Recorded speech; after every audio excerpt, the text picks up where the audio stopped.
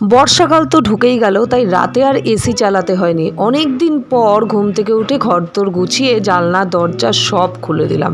বাইরে বেরিয়ে দেখি কি মারাত্মক বৃষ্টি হয়েছে।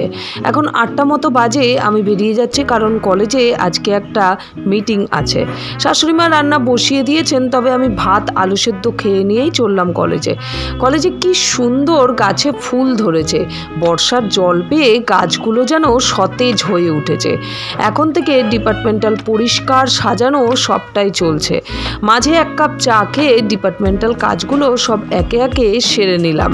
খুব সুন্দর করে সাজানো গোছানো পরিষ্কার হয়ে গেছে, আর স্টুডেন্টরা না থাকলে তো সম্ভবই ছিল না। ফেরার সময় ঝমঝম করে বৃষ্টি নেমেছে, আর বৃষ্টিতে 1 প্লেট মোমো মন্দ হয় না, কি বলো? চলো, শাশুড়ির জন্য একটা চাউমিন নিয়ে আমরা দুটিতে মিলে একটা এগরোল ভাগ করে খেয়ে এবার বাড়ি। সাবস্ক্রাইব।